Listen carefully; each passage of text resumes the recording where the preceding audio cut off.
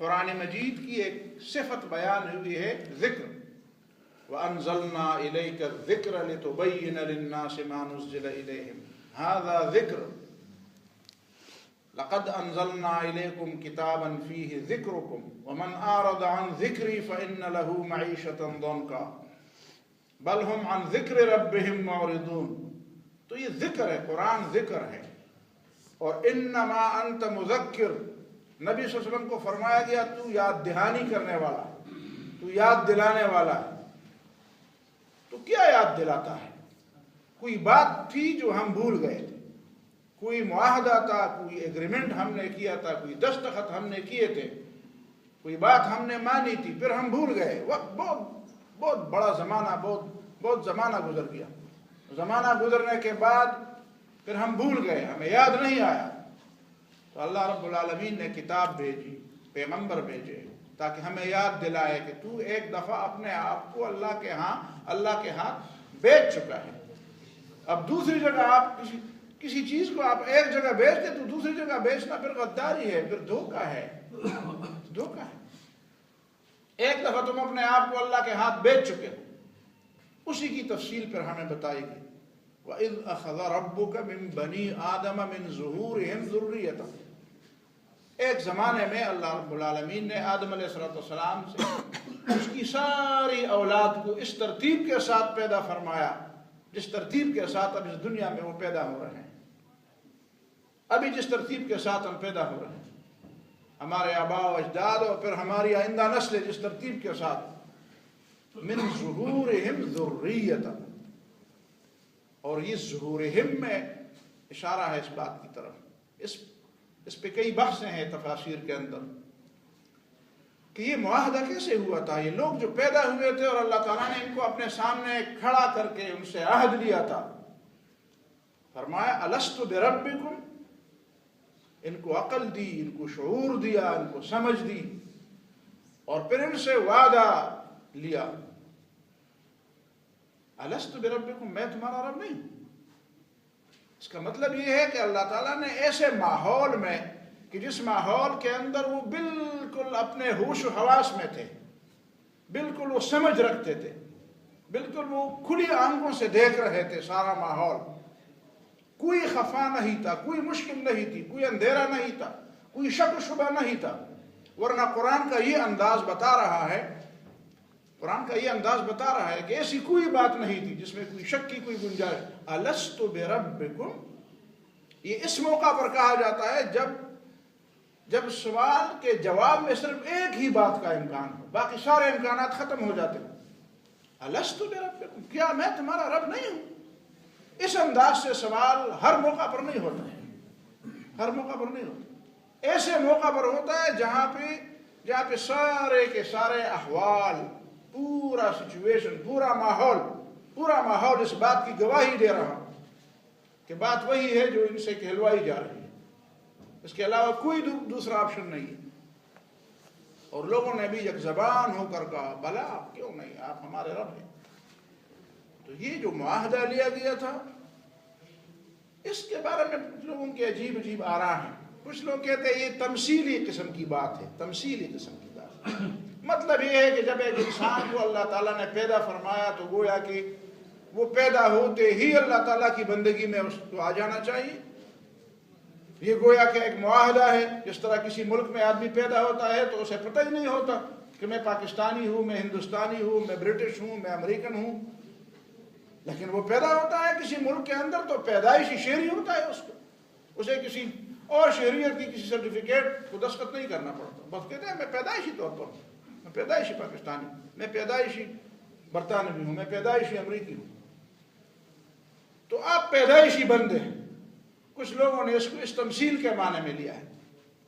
لیکن الفاظ بتا رہے ہیں، آیات کے الفاظ بتا رہے ہیں، آیات کا سیاق و سباق اور آیات کی روش اور روندش، جس کو کہتے ہیں روندش کلام، سیاق و سباق کلام، انداز بتا رہا ہے کہ نہیں ایسا نہیں تھا کہ یہ تمثیل ہے. تمثیل نہیں ہے.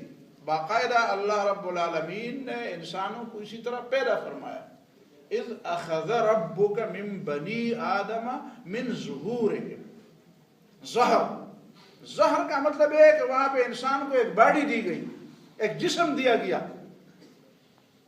باقاعدہ ایک وجود دیا گیا.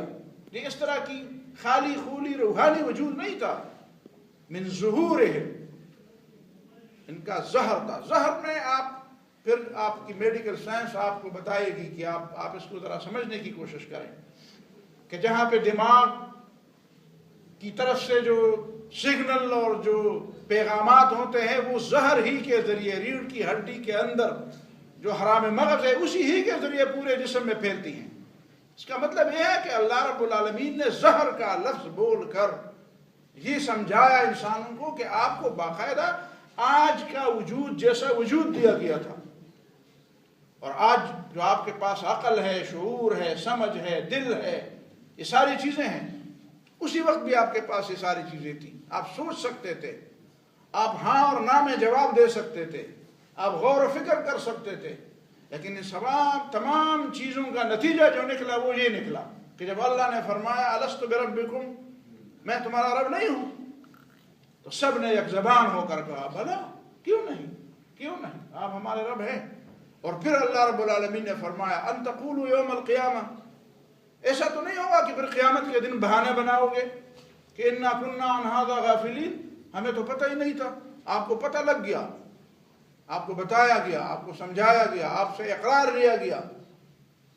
شعوری طور پر ہوش میں، حواس میں، آپ نے کھلے ماحول میں، آپ کے پاس انکار کی بھی گنجائش تھی، آپ انکار کر سکتے تھے، لیکن آپ نے دیکھ لیا کہ اب انکار کیسے کریں. ان دلائل کے باوجود، اس ماحول کے باوجود، ان ساری چیزوں کا کیسے انکار کرے خدا کی خدائی سے. اب سوال صرف ایک باقی رہ جاتا ہے.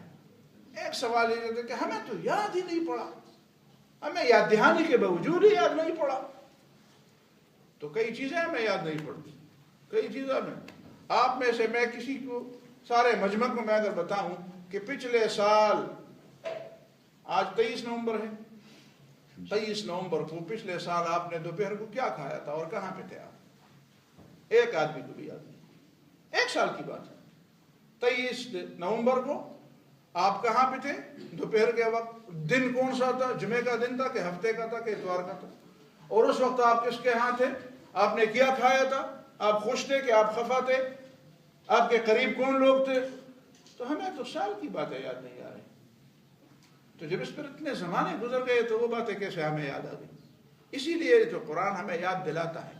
اور اگر یاد دلانے کے باوجود بھی یاد نہ آئے تو کیا فیصلہ نہیں ہوگا. اگر ایک شخص عدالت میں میرے اوپر مقدمہ دائر کرتے کہ جب تم 20 سال کے تھے تم نے مجھے تپڑ مارا تھا، تم نے میرا مال چرایا تھا، تم نے مجھے گالی دی تھی، تم نے میرے مال پر قبضہ کیا تھا، اور مجھے تو یاد ہی نہیں ہے، لیکن عدالت میں میرے اوپر 2 گواہ پیش اور وہ گواہ بالکل سچے، تو کیا میں دہائی دوں وہاں پہ عدالت میں، یار جج صاحب مجھے یاد ہی نہیں ہے، جھوٹ بولتا. کہتے یار تمہارے اوپر تو گواہ، تم بھول گئے اور یہ نہیں بھولے. تو 1,24,000 انبیاء کی گواہی نہیں ہے، اللہ کی کتابوں کی گواہی نہیں ہے، خود اللہ کی بات گواہی نہیں ہے. ایک وہ عادل گواہ، 2 عادل گواہ کسی معاملے میں پیش ہو جائیں تو بڑے بڑے فیصلے ہوتے ہیں. اب بات صرف یہ رہ جاتی ہے کہ انبیاء پر کسی نے جھوٹ مانگا تو اس نے جھوٹ بولا. ابو جہل نے تو رسول اللہ صلی اللہ علیہ وسلم کو یہاں تک کہا تھا کہ آپ ہم سے خفا نہ ہوں، انا لا نکذبک، تجھے تو ہم صادق اور امین کہتے ہیں، ہم تمہاری تکذیب نہیں کرتے، ولا نکذب ما جئت به، یہ جو تم کہہ رہے ہو کہ اللہ کی کتاب ہے یہ ہم نہیں مانتے، بلکہ ہم یہ کہنا چاہتے ہیں کہ تم یہ بتاؤ، تم یہ کہہ دو کہ یہ میں نے اپنی طرف سے بنایا. یعنی گویا کہ اگر رسول اللہ صلی اللہ علیہ وسلم دیکھیں نا ان کی امانت اور صداقت کو دیکھیں کہ جس بات پر وہ لوگ ان کو پتھر مار رہے ہیں، جھوٹا کہہ رہے ہیں، اگر وہ اس کتاب کی نسبت اپنی طرف کر دے کہ ہاں یہ کتاب میں نے اپنی طرف سے بنائی ہے، تو سارے لوگ کہتے ہیں کہ واہ جی مانتے ہیں، جی بالکل مانتے ہیں آپ، ماشاء اللہ آپ تو صادق ہیں، ہم اس کی تصدیق کرتے ہیں کہ یہ کتاب آپ نے اپنی طرف سے بنائی. لیکن اور اس کے لیے ماحول بھی بنا تھا، سارا ماحول یہی کہتا تھا کہ تم نے اپنی طرف سے بنائی. نبی رحم کہتا ہے کہ میں کہتا ہوں یہ اللہ کی طرف سے ہے. یعنی اگر نبی صلی اللہ علیہ وسلم یہ کہہ دے کہ میں نے بنائی ہے تو کوئی جھٹلانے والا نہیں تھا, سارے ماننے والے تھے, اور اس کے بدلے نبی صلی اللہ علیہ وسلم کو بڑی پذیرائی مل جاتی. لیکن اس کے باوجود رسول اللہ صلی اللہ علیہ وسلم کہتے یہی ہے کہ نہیں, میں نے اپنی طرف سے ما یکون لی ان ابدلہ من تلقاء نفسی. یہ جو لوگ کہتے تھے اپنی طرف سے بنائی ہے تو کچھ کمی بیشی کر دو, کہتے ما یکون لی ان ابدلہ من تلقاء, میرا حق نہیں ہے, میں نہیں کر سکتا. ان اتبع الا ما یوحی الی, میں تو وہی کا اتباع کرتا ہوں. تو حالانکہ لوگ اسی بات کو جھٹلا رہے تھے. تو اس کے علاوہ تو رسول اللہ صلی اللہ علیہ وسلم کو کسی نے جھوٹا نہیں کہا.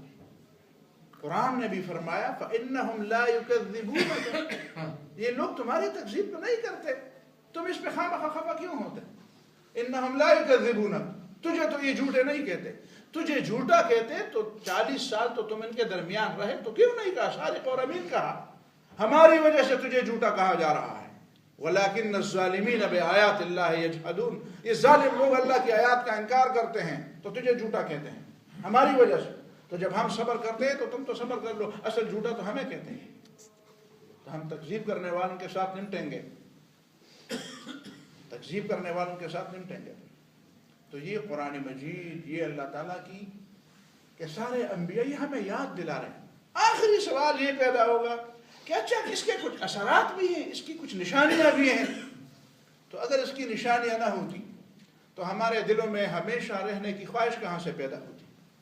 ہمارے دلوں کے اندر یہ مصیبتوں, تکلیفوں, غموں کے علاوہ ایک ایسی زندگی کی خواہش کہاں سے پھوٹی ہے, کہاں سے پیدا ہوئی, اس کا تخم کدھر تھا, یہ کہاں تھی یہ چیز کہ ایک ایسی زندگی جس میں نہ غم ہو, نہ کوئی پرواہ ہو, نہ بڑھاپا ہو, نہ بیماریاں ہو, نہ عداوت اور دشمنی ہو, نہ حسد اور بغض ہو, نہ یہ مشکلات ہو, نہ رزق کی کوئی کمی ہو, بس مزے ہی مزے ہو. یہ تصورات لوگوں کے دل میں کہاں سے آ گیا.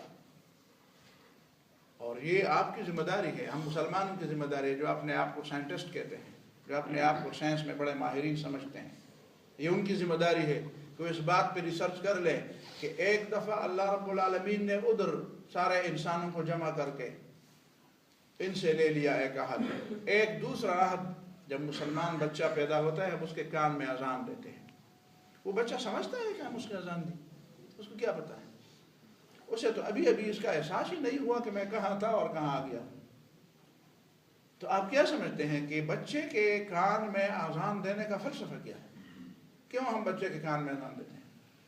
اس کا مطلب یہ ہے کہ ہم ایک تخم جو اس کے دماغ کے اندر, اس کے دل کے اندر ابتدا سے ازل سے پڑی ہے, ہم اس کی آبیاری کرتے ہیں, اس کو پانی ڈالتے ہیں, اس کو پانی ڈالتے ہیں. تو ہے کوئی شخص جو اس بات کا جائزہ لے کہ اس کے اثرات پھر کیا ہوتے ہیں, اس کے کیا کیا اثرات اس کی زندگی میں ہوتے ہیں, اور عین اس وقت اس بچے کے دماغ اور دل پر اس کے کیا کیا اثرات پڑتے ہیں. یہ اسلام کے بہت بڑے گہرائی میں جانے والی چیزیں, وہ گہرائی میں جانے والی باتیں. مسلمان کا صرف اس بات کا عادی ہے کہ وہ تیار نوالا کھائے اور مزید تیار سے تیار کر کے اور بھی جی مزے ہونے چاہیے اور بھی ساری چیزیں تیار ہو کے ہمارے پاس آ جائیں, بس ہم دسترخوان کے ارد گرد بیٹھے اور مزے سے کھائیں, کوئی دوسرا ہی کوئی محنت کر دے. قرآن نے پہلے اصول بتایا تھا, ایسا اصول جس کو سمجھنے میں بھی لوگوں نے بڑی غلطی کی. اور میں علماء کو بھی بار بار کہتا ہوں کہ ان مع العسر یسرا کا ترجمہ ہی لوگوں نے غلط کہہ دیا. ان مع العسر یسرا کا ترجمہ لوگوں نے غلط سمجھا. کہتے ہیں بس آسانی ہے, ان مع العسر یسرا, ایک یسر ہے اور ایک دو یسر ہیں اور ایک عسر ہے, مشکل ایک ہے, آسانیاں زیادہ ہیں, اور آسانی جو ہے مشکل وہ دو آسانیوں کے درمیان ہے. وہ بات اپنی جگہ پہ ہے, لیکن اس آیت کا ترجمہ یہ نہیں ہے.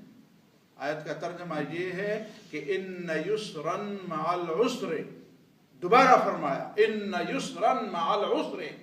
عربی قواعد کے لحاظ سے مع العسر بعد میں پہلے آ گیا اور یسرن بعد میں آیا. عربی کے قواعد کے لحاظ سے اصل عبارت اسی طرح ہے کہ ان یسرن, معمولی سی آسانی بھی چاہتے ہو, آسانی چاہتے ہو, تو مع العسر اسے مشکل کے ساتھ نتی کیا گیا ہے, اسے مشکل کے ساتھ باندھا گیا ہے. تم کون ہوتے ہو, کس کی بات کرتے ہو, کہاں پہ بات تمہارا دماغ تمہاری فکر کہاں گئی ہے؟ آسانی چاہتے ہو اور مشکل سے اپنے آپ کو بچانا چاہتے ہو؟ نہیں، مشکل سے بچتے ہوئے آسانی کی تلاش، یہ اللہ تعالیٰ کا اصول نہیں ہے، اللہ تعالیٰ کا طریقہ نہیں ہے، اللہ تعالیٰ کی سنت نہیں ہے۔ اللہ تعالیٰ نے اس دنیا کے اندر ہر آسانی کو کسی مشکل کے ساتھ باندھ لیا ہے،